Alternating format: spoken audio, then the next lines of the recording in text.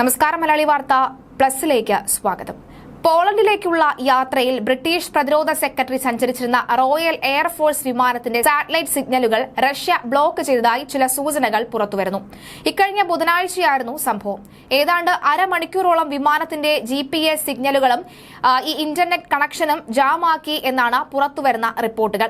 പ്രതിരോധ സെക്രട്ടറിയും ചില മാധ്യമ പ്രവർത്തകരുമായിരുന്നു വിമാനത്തിൽ ഉണ്ടായിരുന്നത്. ഈ പ്രശ്നം കൊണ്ട് വിമാനത്തിന്റെ സുരക്ഷയ്ക്ക് പ്രശ്നമൊന്നുമില്ല എന്ന് ഗ്രാൻഡ് ഷാബ്സ്തി ഉറപ്പ് നൽകിയതായും റിപ്പോർട്ടിൽ പറയുന്നു. GPS നാവിഗേഷൻ പ്രവർത്തനരഹിതമായാലും ഈ ട്രാക്ട് 900 LX ഫാൽക്കൺ ജെറ്റിൽ നാവിഗേഷൻ ഉതകുന്ന മറ്റ് സംവിധാനങ്ങളുമുണ്ട്. എയർഫോഴ്സ് വിമാനങ്ങൾ ഇത്തരം സാഹചര്യങ്ങൾ അഭിമുഖീകരിക്കാൻ സജ്ജമാണെങ്കിലും ഇത്തരമൊരു സാഹചര്യം യാത്രാ വിമാനങ്ങൾക്ക് ഒരു ഭീഷണി തന്നെയാകും. യാത്രക്കാരുടെ ജീവൻ വരെ അപകടത്തിലാക്കുന്ന സാഹചര്യത്തിൽ അത് സൃഷ്ടിക്കുവാനും കഴിയും. ഇത്തരമൊരു പ്രവൃത്തി ക്ഷമയർഹിക്കുന്ന ഒന്നല്ല എന്നും റഷ്യയുടെ ഭാഗത്തു നിന്നുണ്ടായത് നിരുത്തരവാദപരമായ പ്രവർത്തനമാണെന്നും ബ്രിട്ടീഷ് പ്രതിരോധ സെക്രട്ടറി ഗ്രാൻഡ് ഷാബ് പറയുന്നു.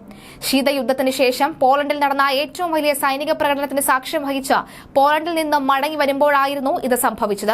പുടിന്റെ യുക്രൈൻ ആക്രമണവുമായി ഈ കലിനിൻഗ്രാഡിന് ചുറ്റുമുള്ള അതീവ കരുതലുമായും ഈ സംഭവത്തിന് ബന്ധമുണ്ട് എന്നാണ് പ്രതിരോധ വൃത്തങ്ങൾ നൽകുന്ന സൂചന.